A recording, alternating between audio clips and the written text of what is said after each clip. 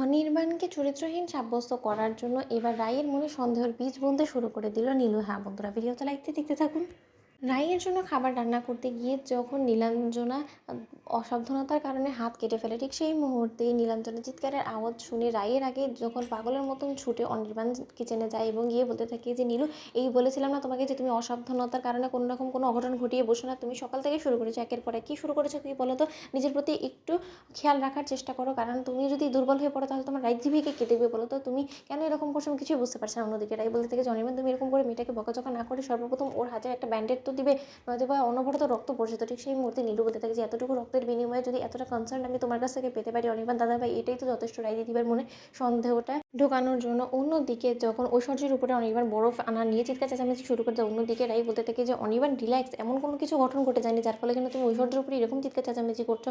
অন্যদিকে ঐশ্বর্য বলতে থাকে ধ্যার বাবা, কিছুই বুঝতে পারছি না, হঠাৎ করে দাদাবাবুর আবার কী হয়ে গেলো, এই মেয়েটার প্রতি এতটা দরদ উতলে কেন পড়ছে, কিছু তো বুঝতে পারছি না। অন্যদিকে নীলু বলতে থাকে যে অনির্বাণ দা, তুমি যেটা ভাবছো সেরকম কোনো কিছুই হয়ে যায়নি, এটাই ঠিক সেরে যাবে। ওই রান্নাঘরে একটু একটু কাজ করতে গেলে এরকম হাত একটু একটু কেটে যাই, এটাতে এমন কিছু হয়ে যায়নি। আমি একটু সামান্য হলুদ মেখে নেবো, তাতেই ঠিক হয়ে যাবে। এইরকম ব্যান্ডেজের কোনো প্রয়োজন নেই বলো, তার এই ব্যান্ডেজ নিয়ে আমি কী করি বা কাজগুলো করবো?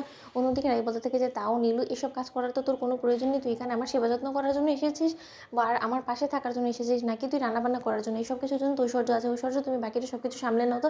অন্যদিকে অনির্বাণ যখন নীলাঞ্জনাকে টেনে হিঁচড়ে নীলাঞ্জনার রুমে নিয়ে গিয়ে বলতে থাকে যে নীলু, এখানে এখন তোমার খাট থেকে আমার কোনো প্রয়োজন নেই, তুমি বরঞ্চ এখানে আজ গোটা দিনটা রেস্ট নাও, কারণ আমার কেন যেন মনে হচ্ছে তুমি হয়তো বা একটু এক্সস্টেড হয়ে পড়েছো, তার জন্যই হয়তো বা তোমার কাজেও মন বসছে না, আর তুমি জোর করে কাজ করতে গিয়ে নিজের উপরে একটা না একটা অঘটন ঘটিয়ে বসছো, তার থেকে বরঞ্চ তুমি একটু রেস্ট নাও। অন্যদিকে নীলাঞ্জনাকে যখন জোর করে রেস্ট করার জন্য নীলাঞ্জনার রুমে গিয়ে বসিয়ে দিয়ে আসে অনির্বাণ, ঠিক সেই সময় রাই বলতে থাকে যে অনির্বাণ, তুমি যে পরিমাণে ওর প্রতি কনসার্ন হচ্ছ সেটা দেখে তো আমার যথেষ্ট পরিমাণ অবাক লাগছে রীতিমতো। কারণ তুমি যে নীলুকে কিনা কোনো মতো চোখে সহ্য করতে পারি না, সেই নীলুর জন্য তুমি এতটা কনসার্ন কবে থেকে হয়ে গেলে? অন্যদিকে অনির্বাণ বলতে থাকে যে কেন রাই, তোমার কি আমার চরিত্র নিয়ে কোনো রকম কোনো সন্দেহ হচ্ছে?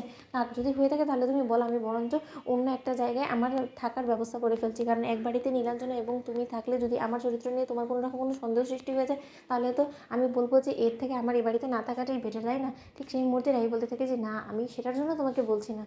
অন্যদিকে নীলু বলতে থাকে যে সবে তো মাত্র রেস্ট আমাকে করতে এখানে দিয়ে গিয়েছো অনির্বাণ দাদা ভাই, কিছুক্ষণ বাদে তুমি নিজেই আসবে আমার কাছে, এসে আমার সেবা যত্ন করবে, এবং সেই সিনারিটা যখন তোমার স্ত্রী দেখতে পারবে না, তখন তোমার স্ত্রী হিংসে জ্বলে পুড়ে ছারখার হয়ে যাবে এবং রীতিমতো তোমার চরিত্রের উপরে সন্দেহ করতে বাধ্য হয়ে যাবে। আমিও দেখি রাই দিদিভাই তুই কতবার নিজের মনের সন্দেহটাকে এরকম করে হেলাছেলা করে দূরে ঠেলে দিস। এক না একবার তো তোর সন্দেহ অবশ্যই হবে তোর স্বামীর চরিত্র নিয়ে, কারণ আগের বারও তো যখন কিনা কোয়েলের সাথে তোর স্বামী এরকম করেছিল, তখনও তো তুই একই রকম করে সন্দেহ করেছিস, তাই তো? তো বন্ধুরা, লাইক এবং শেয়ার করে সাবস্ক্রাইব করতে ভুলো না।